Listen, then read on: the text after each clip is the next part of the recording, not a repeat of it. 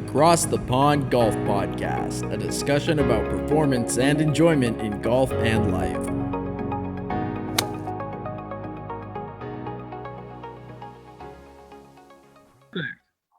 All right. Well, welcome to the Across the Pond Golf Podcast, episode 7. Today's guest, we have Shannon Heffernan. Shannon, how are you doing today? I'm good, thanks. How are you guys? Yeah, doing well. Enjoying the nice weather in Calgary. I'm back for a little bit, so 15 degrees in March. I don't think. Oh, are you back in Calgary here? Yeah. Just for I was back for the week, so yeah. Okay. Yeah, great day to be back today. I know, right? So yeah. Maybe tell us a little bit. We'll start off with dynamic motion golf, how it kind of came into being, getting into the fitness side of things, your background in golf, just maybe a little bit of the last, let's say 5-10 years for yourself. Sure. It kind of probably has to go back a little bit further than that. So I started getting into golf when I was kind of in my later teens, just fell in love with the game. I went to the University of Western Ontario and they just started having a varsity team kind of as I joined. So I got the opportunity to just walk onto the team. I really hadn't played a ton of competitive golf, but I was able to walk on, play golf there for 3 years. And then after I graduated, I turned pro between my undergrad and my master's degree. So I studied kinesiology between both my undergrad and my master's, and I did my master's out here at U of C. So that's kind of how I just got really obsessed with the game. And as any kind of golfer tends to be, you hit a couple good shots and you just feel that. That's all I have to say. And then you're addicted for forever. So, and then I've always been into personal health, fitness, training, strength training. So I decided to try and get as much knowledge on both sides as I could. So I did a master's degree at the University of Calgary. And then from there, and then from there, that's kind of where dynamic motion golf came in. So I graduated, I was already a professional with the PGA of Canada. So I started teaching and training, and then I decided to kind of marry the two and start my own company that actually at that time, I both taught and trained my clients. So I would do a full fitness movement screen before I even instructed my clients. And then we would do a combination of some lessons and some mobility fitness training. And then from there, so that's now built out with now my husband, Wes Heffernan, who's been a long time playing professional and a very high level playing professional.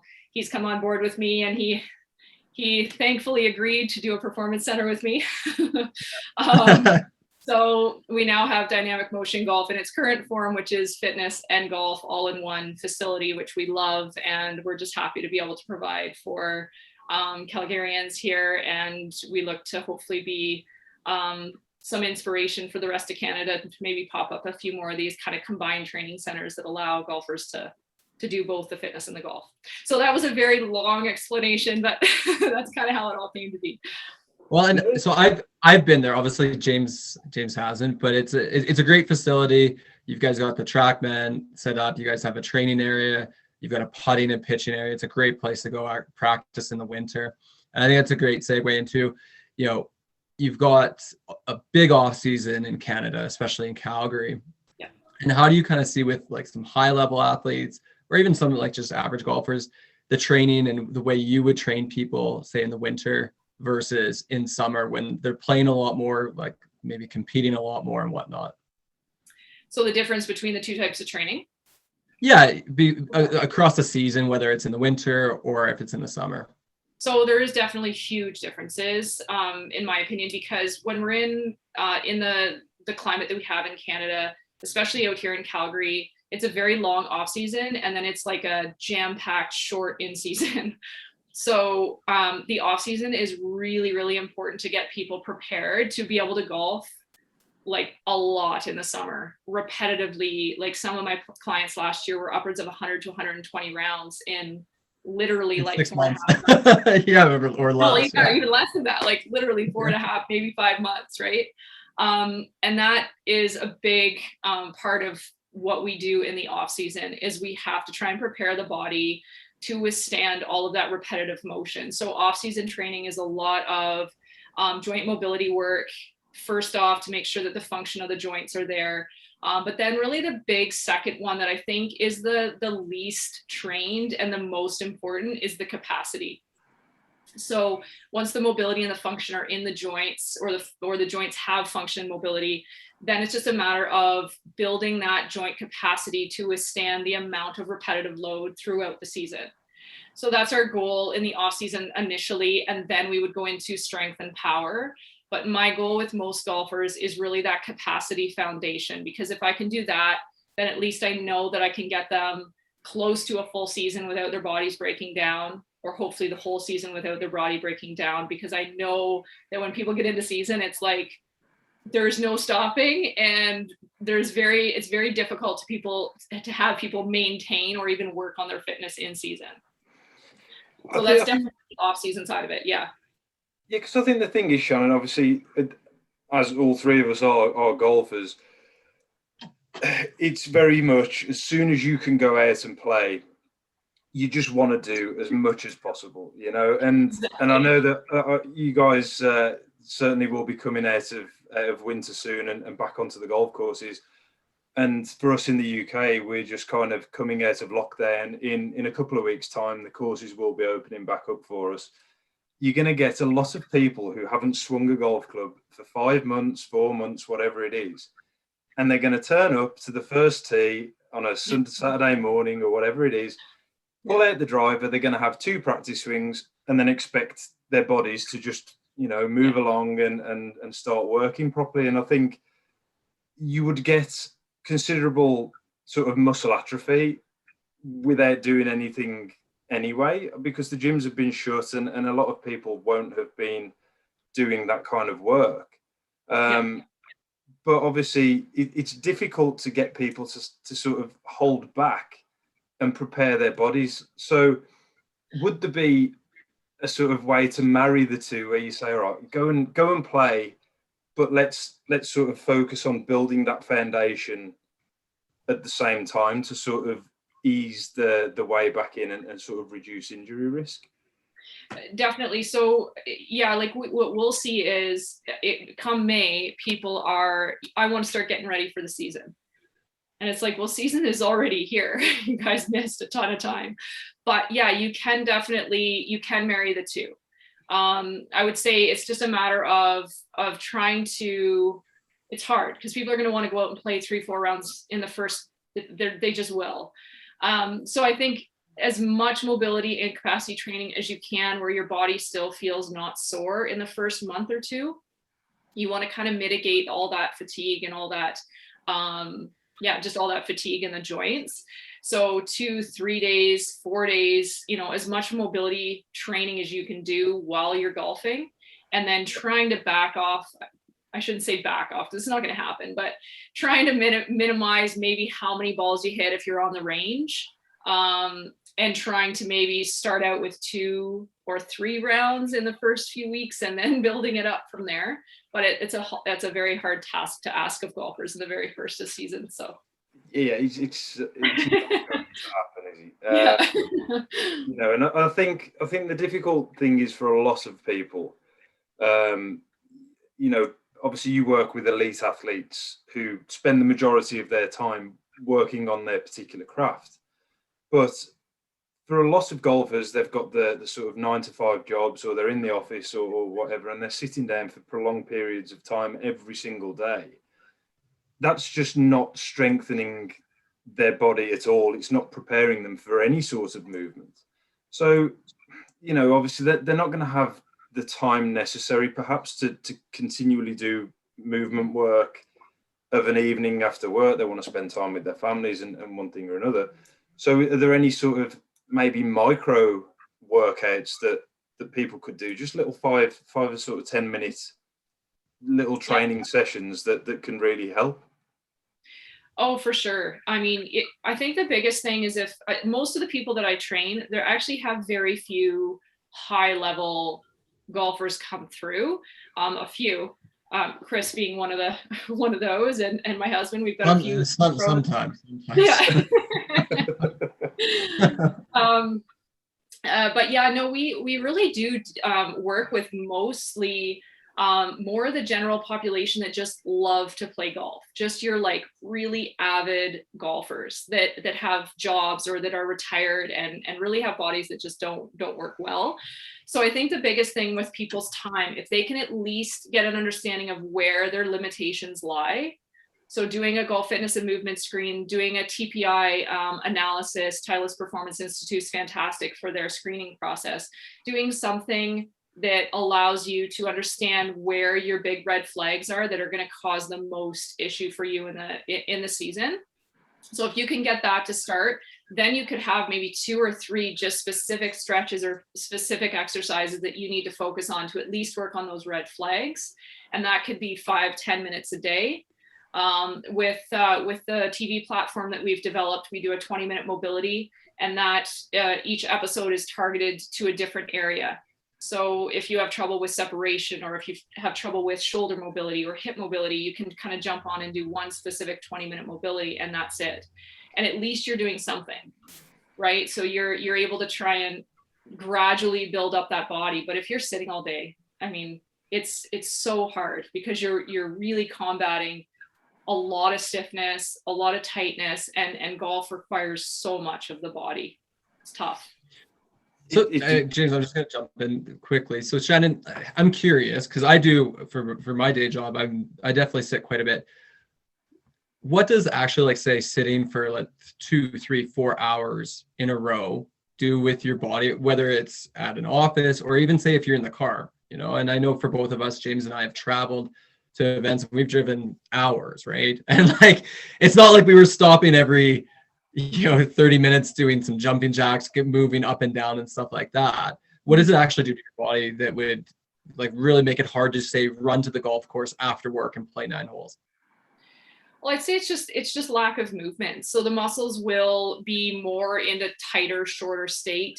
They won't be as prepared.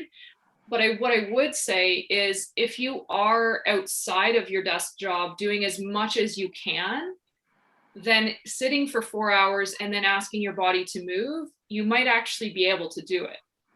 But if you're not training at all and then you're sitting for 4 or 5 hours and then you ask your body to move, it's not going to be moving very well. So if you can improve the function of your joints to the point where they function fairly well, you'll be able to go through those daily, sitting down for 4 or 5 hours and still move okay. But it's going to tighten you up. It's really going to, the nervous system's just in a different place. You're not ready to be an athlete after sitting for that long.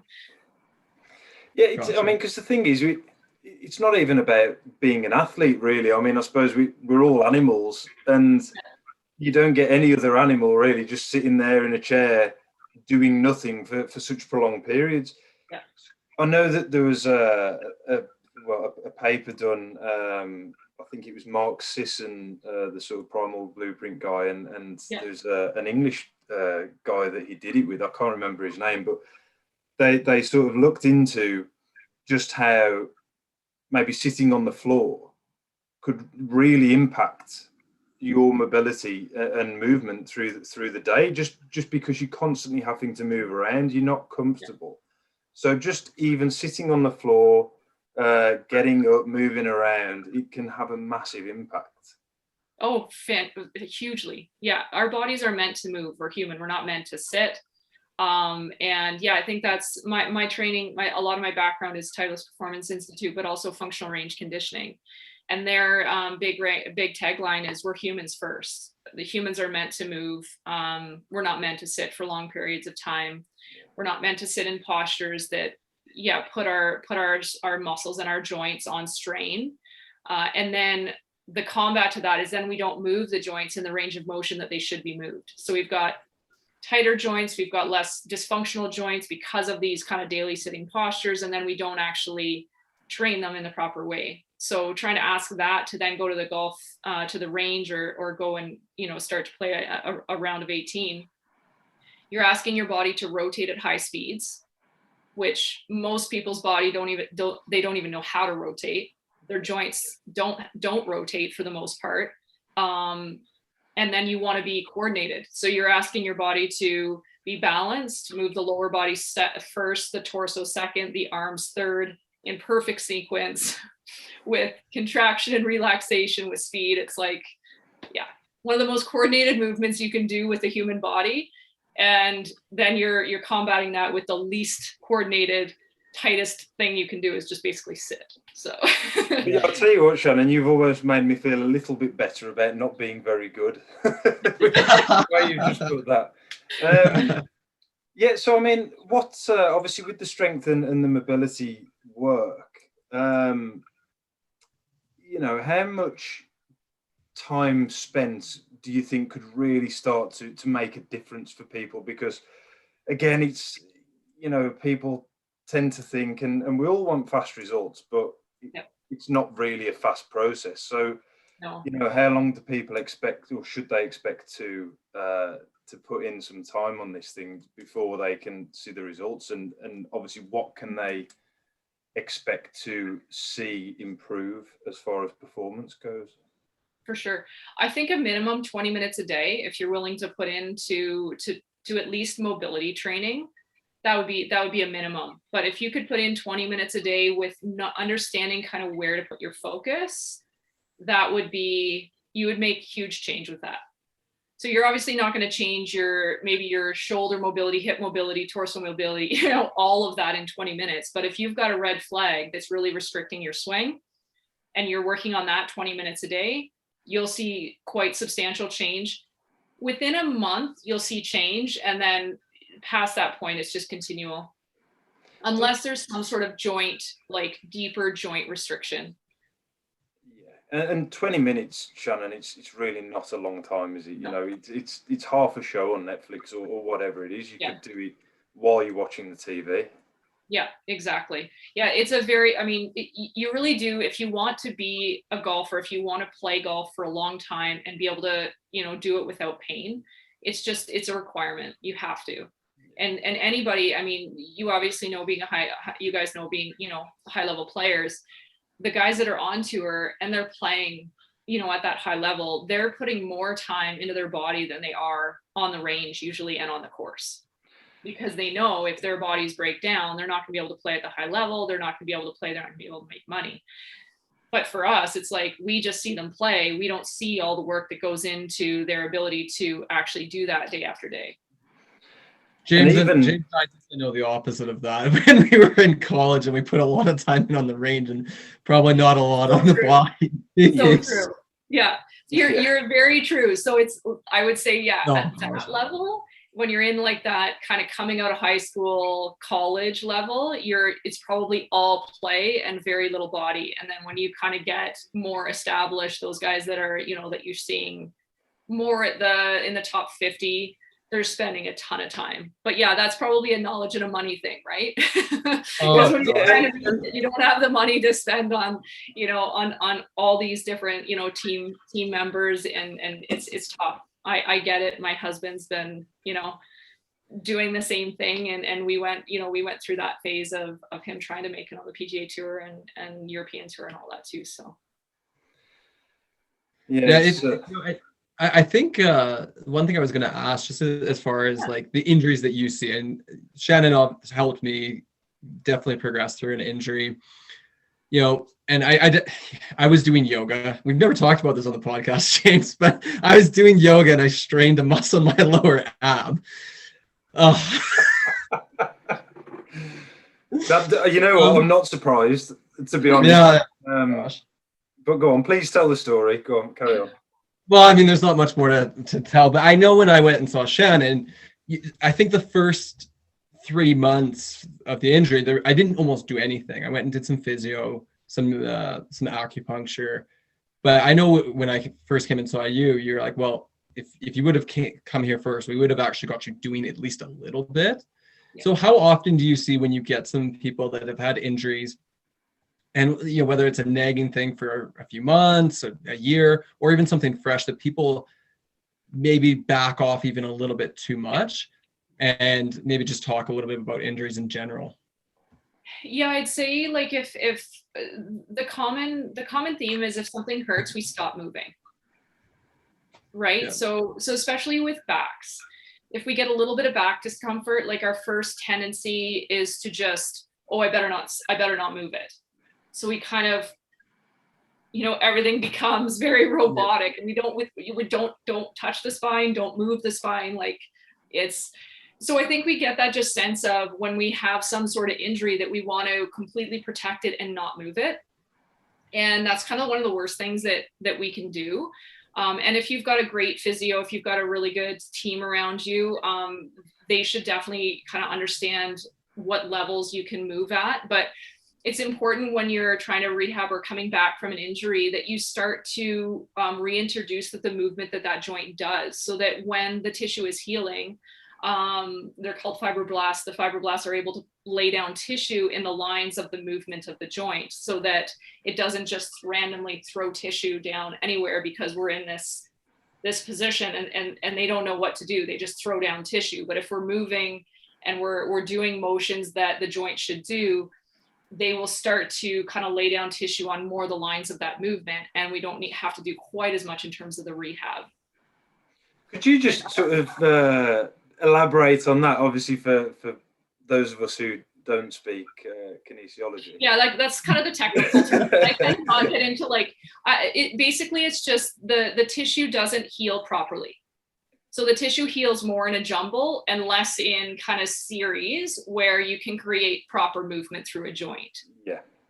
Right. And I'm not like these guys. The FRC guys are brilliant. So if you want more information on that, Andre Osuna, Michael Shivers, they're like, all those guys are brilliant when it comes to the physiological side of it. I kind of put it into my own brain as to kind of what it looks like. And I just see this kind of very unstructured, random pattern of tissue being laid down that doesn't know how to fire, doesn't know how to move.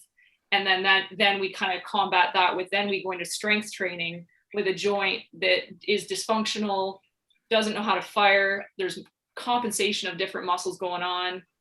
And then we try and add strength, which is not going to be a good thing. Yeah. So putting that sort of rebuilt or incorrectly rebuilt tissue under strain, it is then just going to cause more injury than definitely. Yeah. Because the joint at that point is dysfunctional. So you're going to recruit different muscles possibly to move it. You're not going to be able to move it through a full range of motion.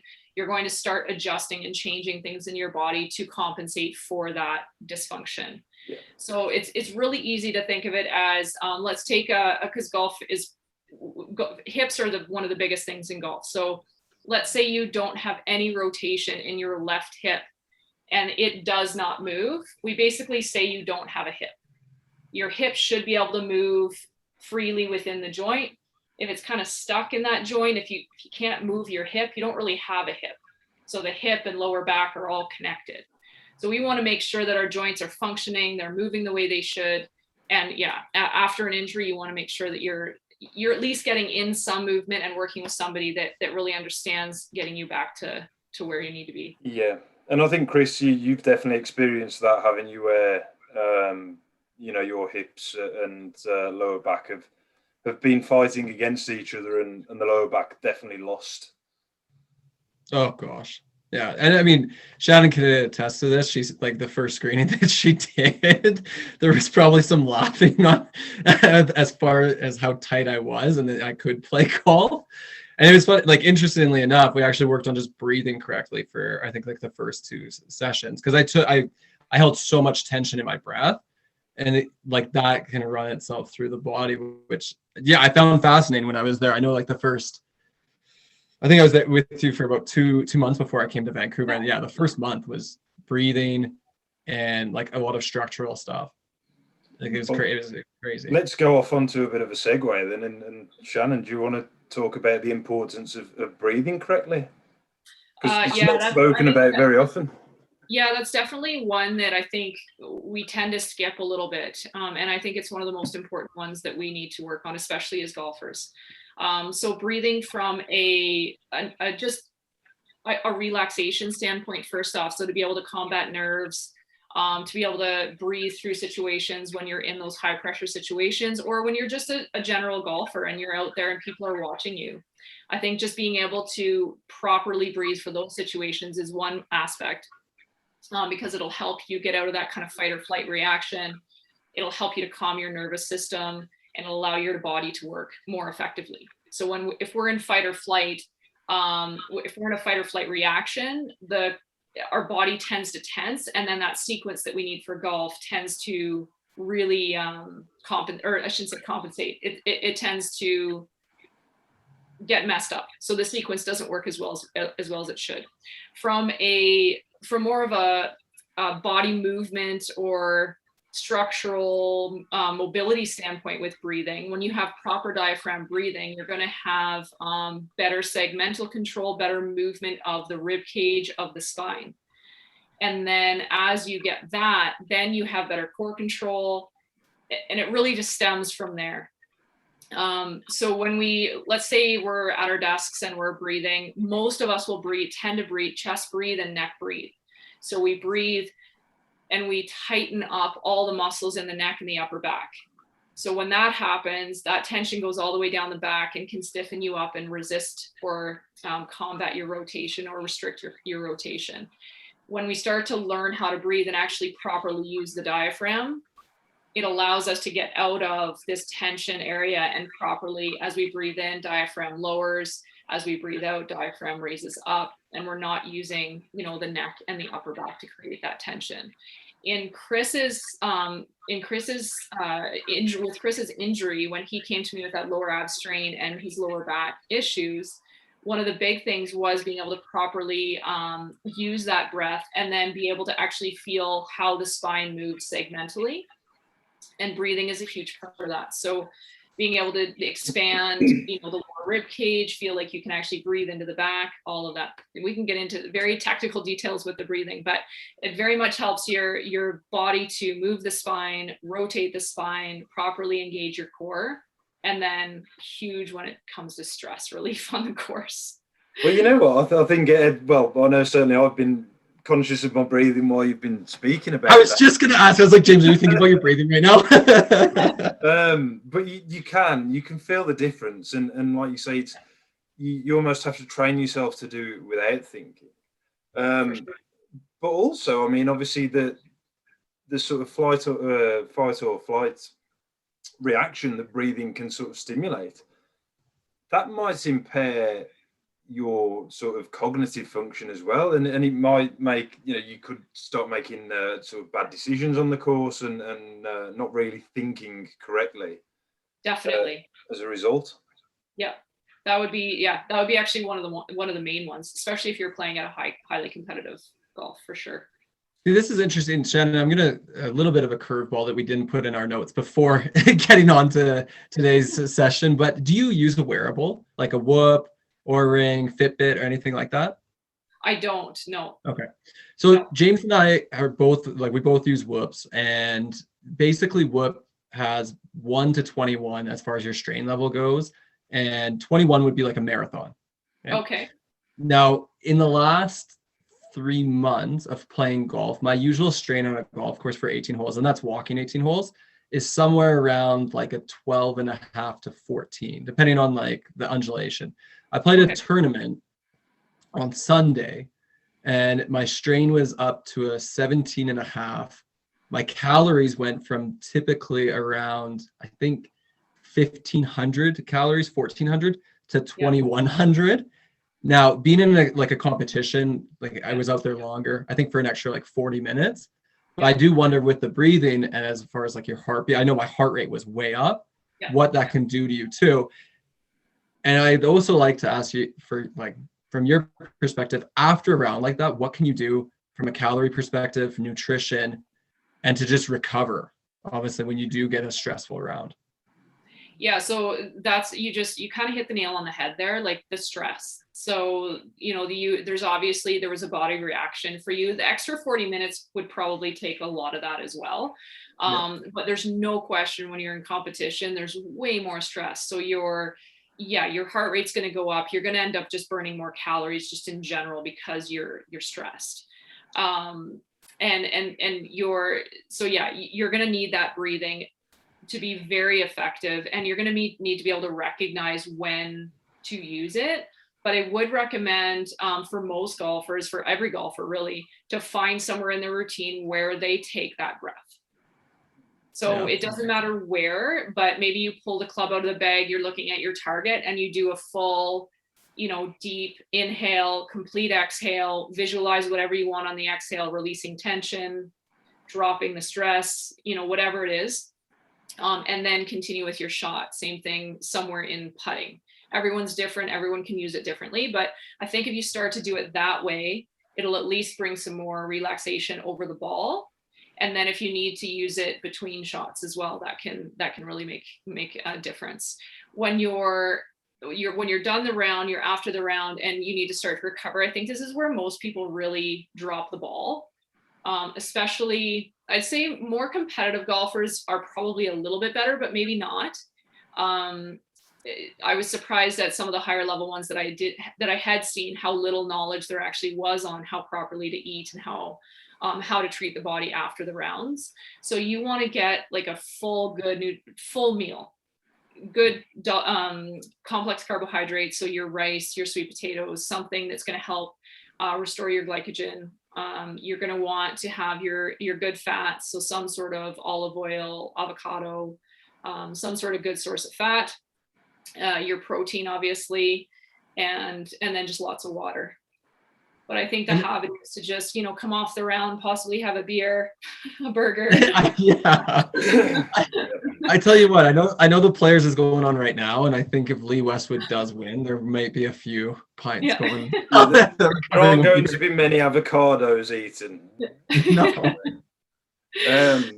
One other thing I was just going to ask quickly, sorry, James, is what from a body perspective as well that you can do. Like, I know for me, like that night was brutal. Like I sleep quite well, and my body was like aching. I tried to get like a little bit of stretching done, a little bit of rolling. I even went in like a hot bath and whatnot.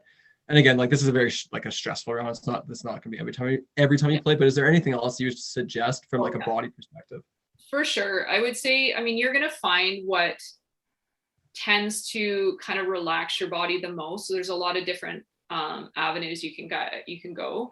But I would recommend some sort of iso ramping or rolling. So you're just your traditional roller. It's not going to do a ton in terms of like changing tissue necessarily, but I do think that it can help just make you feel more relaxed and help. It can help maybe take a little bit of the strain out of the tissue. But iso ramping is really good as well, which is just kind of, whether you're on a ball or a roller, letting it kind of sink into the tissue and then contracting the muscle and pushing it out, letting it sink into the tissue and pushing it out. So just doing some body recovery, tissue repair type of work like that. Light stretching. So we do a couple different types of stretching. So in the FRC system, they use pails and rails, which helps to add a strength to the end range to improve the range of motion faster and to keep it. But you would want to do just a very light stretching routine. So maybe a 30-second to a minute stretch and focus. This is where you'd really bring in the breathing. Yeah. So you're just really deep breathing, focusing on that breath. You're going to hit the joints that are most affected by golf. So your spine, your shoulders, your hips, and your neck, likely, especially your spine and your hips, because you want to just make sure that you go back and you just reestablish that movement. And if there is going to be strain on the body after that round. So you're dealing with these little micro strains, and we talked about kind of having proper tissue repair. So if you're at the end of the round, just going through these little movements, so the spinal segmentation, learning to move your spine properly, your cats and dogs, or your cats and camels, whatever you want to call them, your hip mobility, your 90-90 stretches, that kind of thing, in a light manner, fully breathing, fully diaphragm breathing through all those movements, you will feel a lot better the next day. So like time frame, Shannon, sort of how soon after the round are we talking? And that's for obviously the nutrition and the stretching, the mobility work, sort of straight after it, like, or within an hour, or what are we looking at? The nutrition, I would try and get as soon after the round as you can. I would say at the most an hour after. but try and get a good full meal as soon as you can after the round. Just replace those energy stores. I'd say for the body prep and the body recovery, it doesn't need to be right after. So you can have that meal, you can just go relax, and then, you know, maybe an hour or two before bed, you come down and do your workout. So I don't think there's a specific time frame on that. I think it's just a matter of doing it. Yeah. And what I would like to elaborate on what Chris just mentioned with regards to the sort of strain that you would find in a round of golf. Now, whether that be the 14 or 15 strain from a normal round, or the 17 from a competitive round. But I mean, for people that don't have the wearables, 21 is as high as you can go. And as Chris said, that's sort of like your marathon. Yeah. But a round of golf, it's not that far off. And that kind of brings us full circle back around to getting your body prepared, the importance of the strength training and mobility, because I genuinely don't think people realize how strenuous a round of golf is. You know, not only are you walking 5 to 7 miles, but swinging metal sticks about all day. It's tough work. You know, it's a lot of bending down to read putts and picking your ball out of the hole. And there's a lot that goes into it that I don't think people quite realize is happening. Yeah, no, I definitely agree with you. I think people, they don't see golf in the right light. I would say if you're walking your full round and it's a fairly hilly course, you're out there for 4 to 5 hours of walking and swinging. You're repetitively hitting into your joints, especially your lower back, your hips, your upper back. You're repetitively rotating those joints, when we literally do not do that at any other point in the day, at any time throughout the rest of the season, right? So if we're in off season, so if you're not preparing your body for that, you're just setting yourself up for injury for sure. Either soon in the season or later in the season. It just is a matter of when. Yeah, you know, it's crazy. Obviously, I do mobility and strength training frequently, and I've got a physical job. You know, I'm not sitting down all day, and I was just swinging the other day, just a few gentle swings to kind of sort of get the body moving again. And my left hip was in agony after I'm literally talking 10 swings without hitting a ball, just swinging a club. And my left hip was aching the next day. Like, that's how sort of impactful it can be. And I don't think people really get that, do they? No, they definitely don't. And I think, and we're young and healthy individuals too. So we've also got to think about, what's happening with these, older golfers, these retired golfers that, that even don't have, have very little range of motion and constant compensation. So your bodies are going to struggle, but your performance is going to struggle a ton, right? You're not going to be able to get the results you want on the course for sure. And you want to start as soon as possible, don't you? Because, even if you're in your sort of late teens, early 20s, building the habits at that stage, it's key, regardless of whether you want to be a professional golfer or play at the highest level or just recreational, not only for your overall health, throughout life, but certainly on the golf course. You don't want to turn up and have to hobble off every week because you can't deal with the strain of it all. No, for sure. And I think we're in a hard time right now too with the younger golfers coming up because of all of the, even everything that we've had to deal with in the last couple of years now with COVID and with social media and being just more on our computers, more on our phones. These younger kids are going to struggle with body function issues, joint function issues. So they need to be really preparing and learning how to move their joints and how to strengthen their joints properly, for sure. And I think, as far as like things that are going on are relevant as well. We wanted to get into speed today too with you, Shannon. And I think going back, my injury, like I was someone that kind of chased speed. I wanted to see how fast I could get swinging the golf club. And I think like you said earlier, if you don't really do any prior stuff to get your joints, your muscles ready to build and whatnot, just to play golf, but even from a speed perspective, injuries can come about.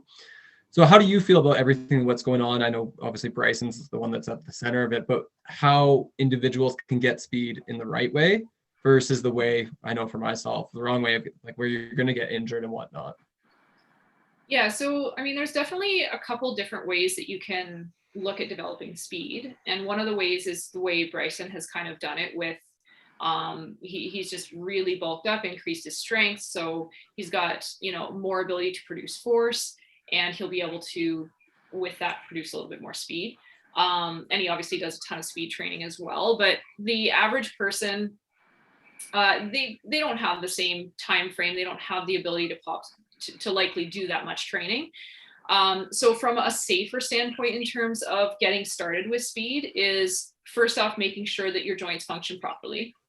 Second, making sure that the joints have the capacity to withstand the load that you're going to impart, whether it's with strengthening or speed. And then with speed, depending on kind of the level of golfer we're talking about here too, the more general golfer, I would say, would benefit more from just technique work. So like a martial artist, they don't wait a punch. They work on really fine tuning the ability of the joint to move very specifically, and then they start to add speed to it. So I like to think of golf as being more on that side of it. If you can learn how to move your body, and then you start to move your body in those ways that you want to create the speed, then you make it faster, and you make it faster, you make it faster. Then you can start to add in more of your power and your strength within that as well.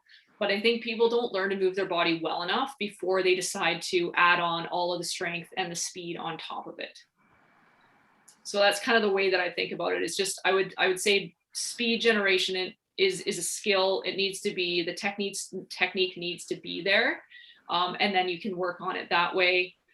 For the younger golfers that maybe have better function, that way, then you would look at improving strength and then really starting to hit the speed in that direction.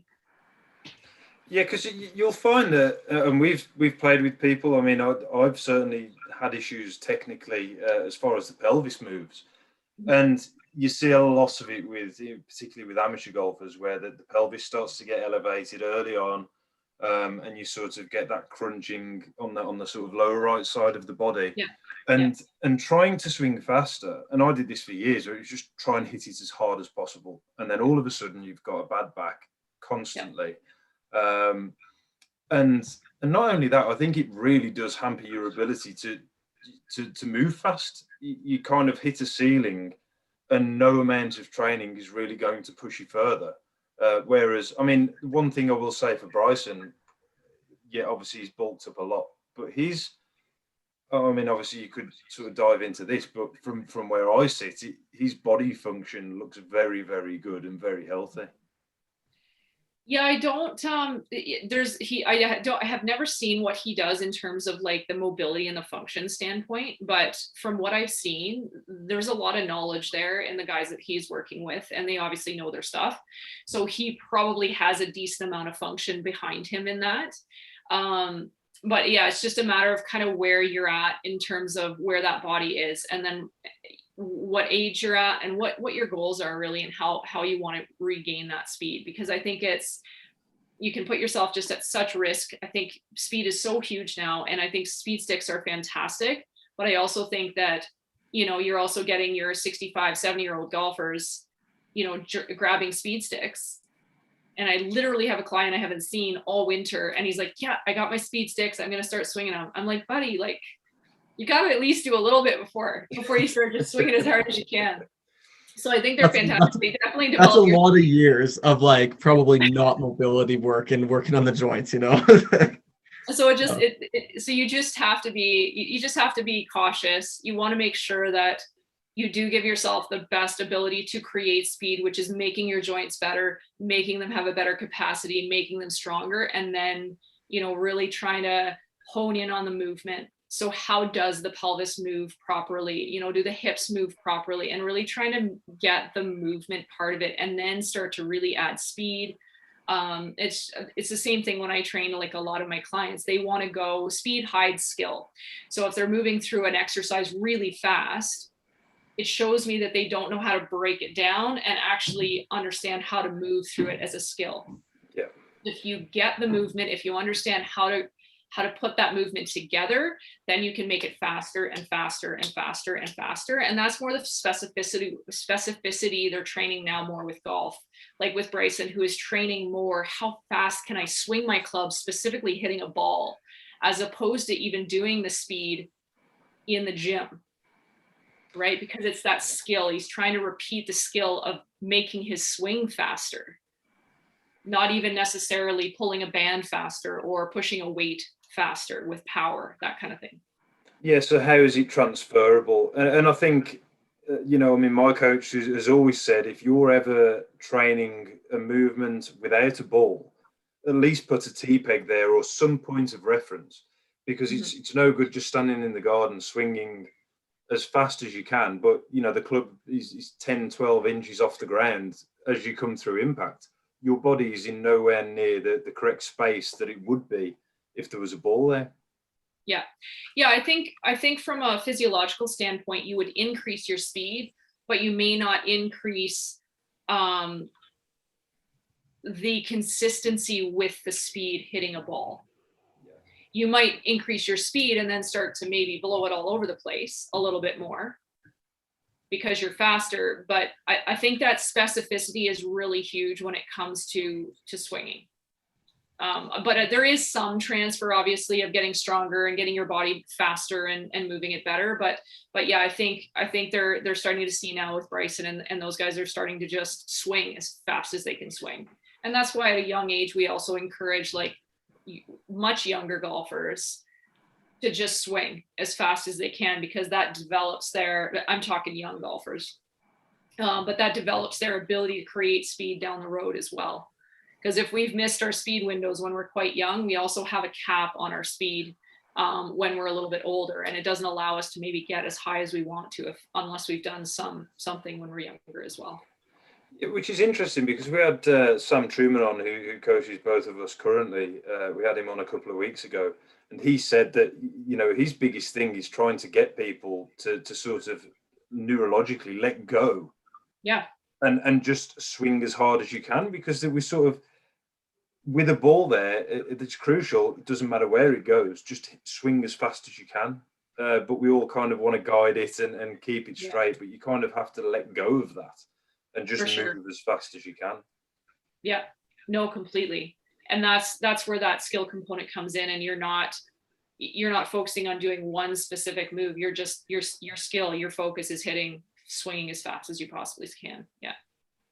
But build the foundations first. But you got to get the body to support that. If you don't have a hip and you're swinging as fast as you can, you're going to blow something out, probably a knee or a back. So it's just, unless you can compensate really, really well and that energy goes somewhere else. But could blow out an ab muscle too in yoga. Right? Well, I think maybe we'll ask one more. And I know, Shannon, you got family to be with and whatnot. I'm just curious as well. What is it about golf? You kind of touched on it a little bit earlier, but what is it about golf that kind of made you decide this is what I want to do as a career? I want to help people with their bodies, make them move efficiently, make them play better golf and whatnot. That's a really good question.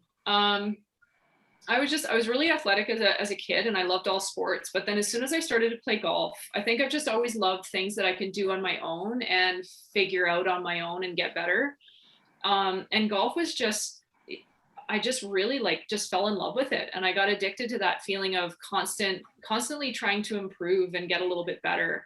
And then on the fitness side, for some reason, I've always been able to see movement, or I've been very interested in kind of understanding how people move. And when I went through my master's degree, I did all of the education, but it was really after that I started taking Titleist Performance Institute. I did basically all of what they have for the most part. And then just marrying the two, like my love for golf. And then I just saw how much golfers were struggling with injuries. And when I started teaching, I could really see I couldn't impact them as much teaching as I wanted, because I was seeing how how deficient they were in moving and in their joint mobility and stuff like that, that it was almost like I just started getting a little bit frustrated on the range watching them hit balls, because I knew that I wasn't going to see the change I wanted to see in them unless they made the body changes. So I now actually don't teach golf at all anymore. I just specifically work on improving their bodies for golf, because to me, it just I can make more change, and I can help them. I feel like I can help them play better, play longer, and, and hopefully get more enjoyment out of the game, which is all what it's about. And that transfers, for the day-to-day lives as well, doesn't it? And I mean, how many people you see all the time where they sort of spend so much time just on the sofa or in a chair or one thing or another, and they get to the age of 60, they've got all these health problems, and I think it's a great thing that, that you've got into. It's very unique as well that you would do the sort of the physical fitness side of it and coaching all at the same time. And I mean, I know that side of things is catching up with the sport, but it's still very much in its infancy as far as the amateur game goes. There's a lot to sort of catch up there, isn't there? But I think it's really cool that you've kind of got both sets all under the same umbrella.